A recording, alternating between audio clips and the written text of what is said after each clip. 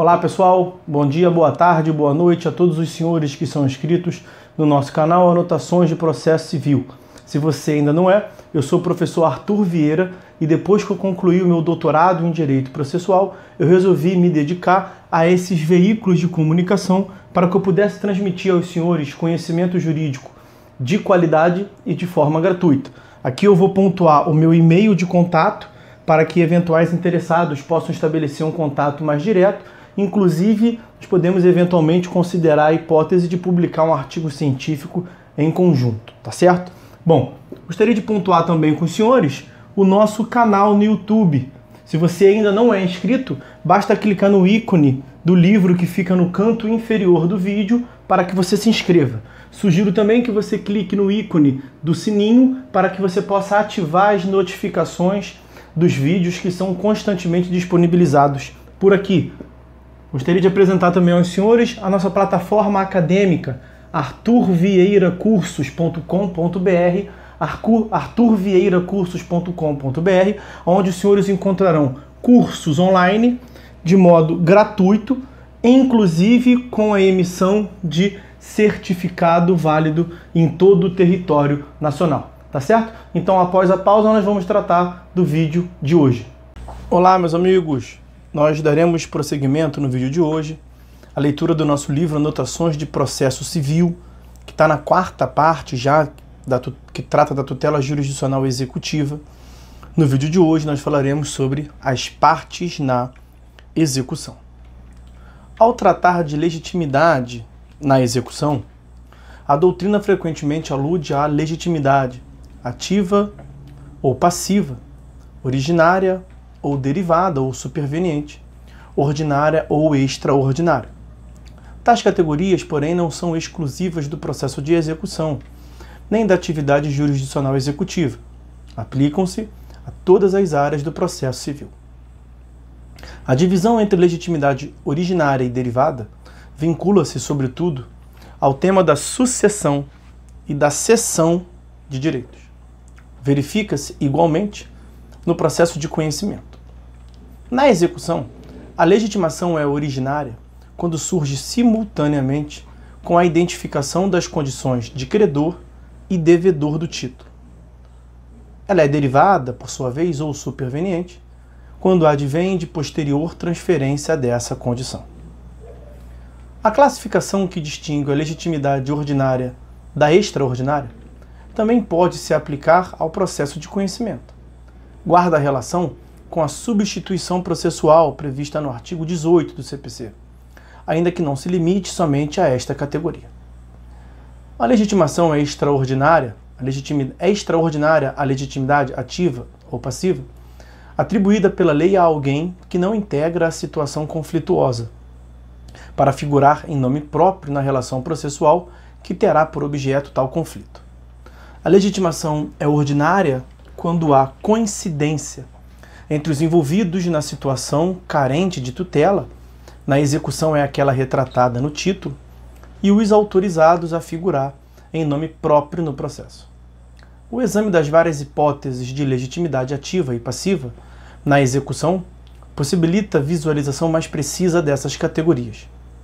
As normas a seguir examinadas aplicam-se tanto ao processo autônomo de execução quanto à fase de cumprimento de sentença. Em primeiro lugar, nós veremos a legitimidade ativa, que está estabelecida no artigo 778 do CPC. Primeira hipótese. Primeiro legitimado. O credor a quem a lei confere título executivo. É o caput do artigo 778.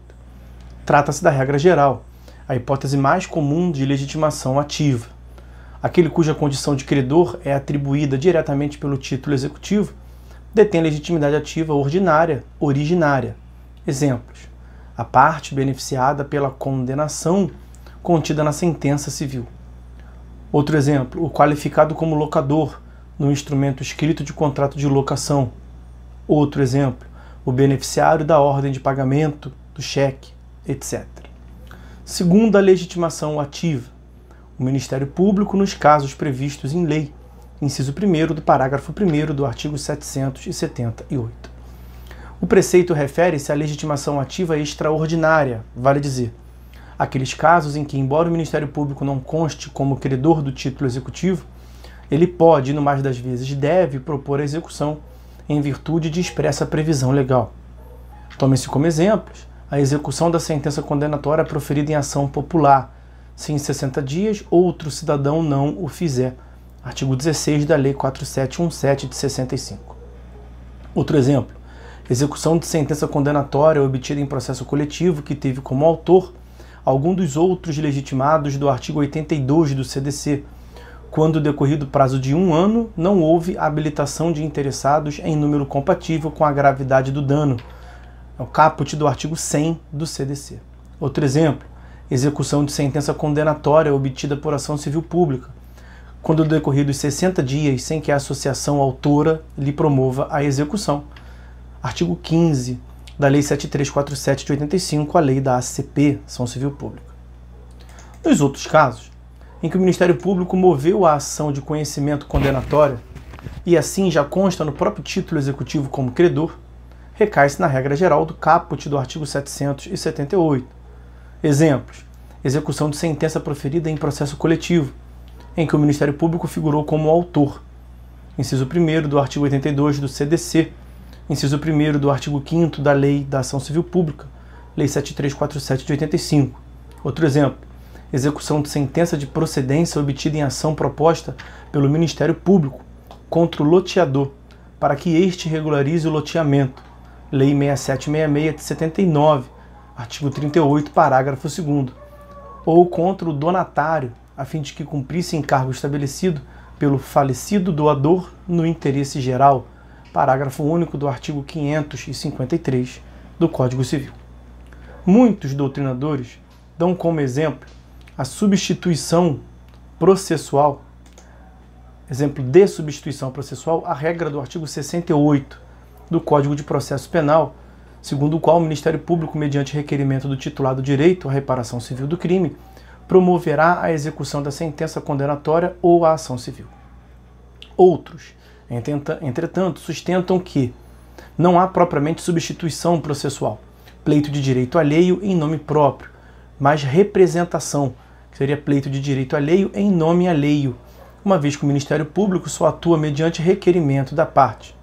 E também sustenta que há grande discussão sobre a constitucionalidade de tal regra, em face dos artigos 127 e 129 da Constituição, que regulam as funções do Ministério Público, não incluindo, entre elas, a assistência jurídica aos necessitados. É uma atribuição específica da Defensoria Pública, prevista no artigo 134 da Constituição Federal. Os que defendem a constitucionalidade da norma do artigo 68 afirmam que ela estaria amparada na previsão constitucional de que cabe ao Ministério Público zelar pelos interesses sociais, caput do artigo 127, conferindo a essa categoria de interesse acepção extremamente ampla, que não parece corresponder ao que se pretendeu na Constituição. Onde já se encontra organizada a Defensoria Pública, parece mais difícil sustentar a manutenção da legitimidade do Ministério Público nesses casos. Nas demais localidades, em que não há concreta atuação de órgão especialmente encarregado da assistência jurídica aos necessitados, é razoável sustentar que a antiga regra do Código de Processo Penal supre a falta de regras infraconstitucionais efetivadoras da Constituição Federal, em atenção ao princípio de que as normas que prevêem direitos e garantias fundamentais, entre elas o acesso à justiça e o direito à assistência jurídica, inciso 35 do artigo 5º da Constituição, e 74, inciso 74 do artigo 5º da Constituição, tem eficácia plena e aplicabilidade imediata, parágrafo 1º do artigo 5º da Constituição. Esse entendimento, que temos defendido desde a primeira edição, é o que tem sido adotado pelo STF. Terceira hipótese de legitimidade extraordinária, a do espólio dos herdeiros ou dos sucessores do credor, sempre que por morte deste, do credor, lhes for transmitido o direito resultante do título executivo, inciso 2º do parágrafo 1º do artigo 778. Trata-se de legitimidade ativa ordinária derivada a posterior transferência da condição de credor estampada no título.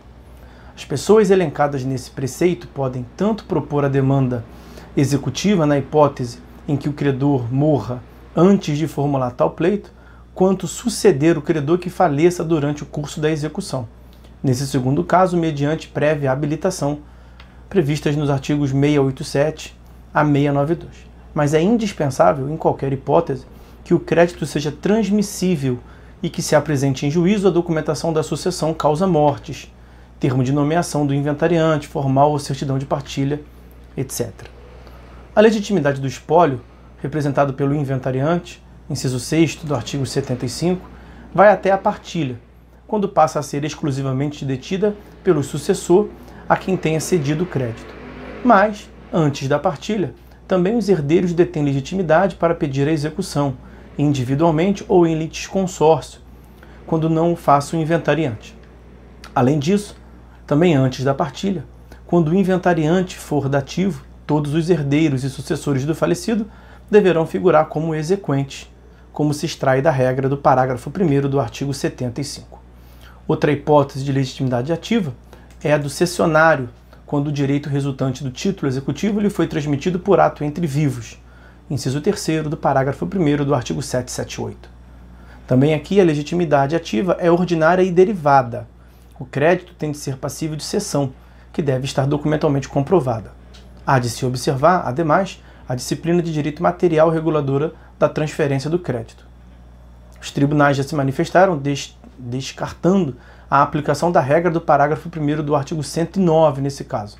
Vale dizer, já estando a execução em curso, o cessionário sucederá ao cedente na posição de exequente, independentemente da concordância do devedor. Parágrafo 2º do artigo 778. Próxima hipótese de legitimidade ativa, a do subrogado nos casos de subrogação legal ou convencional. Inciso 4º do parágrafo 1º do mesmo artigo 778. É novamente hipótese de legitimidade ativa ordinária derivada. Pela subrogação, o terceiro que paga a dívida ao credor assume o direito de cobrá-la junto ao devedor. Se a dívida paga estava representada em título executivo, tal cobrança far-se-á diretamente mediante execução. As hipóteses de subrogação legal e convencional estão previstas, respectivamente, nos artigos 346 e 347 do Código Civil Brasileiro.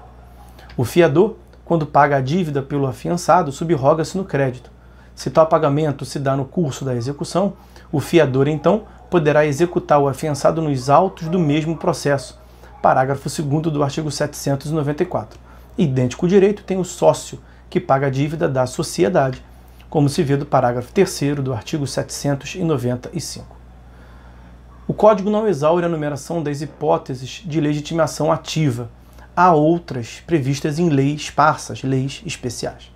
São exemplos: a legitimidade de qualquer cidadão que não tenha sido autor da ação popular para executar sua sentença, artigo 16 da Lei 4717 de 65.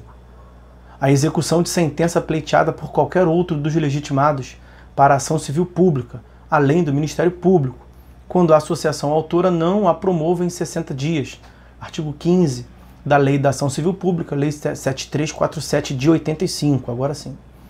Próximo exemplo, a legitimidade da pessoa jurídica em virtude de sucessão por cisão, fusão ou incorporação de sociedade anônima, artigos 223 e seguintes da Lei das SA, Lei 6404 de 76, ou de outras espécies societárias, artigos 1113 e seguintes do Código Civil Brasileiro. Vamos fazer um código? Vamos fazer um corte no vídeo aqui, meus amigos. Nós tratamos então da legitimidade ativa, vamos deixar para tratar no próximo vídeo da legitimidade passiva, como já está destacado na tela aí para os senhores, tá certo? Então, meus amigos, por hora é só, fiquem todos com Deus e até a próxima.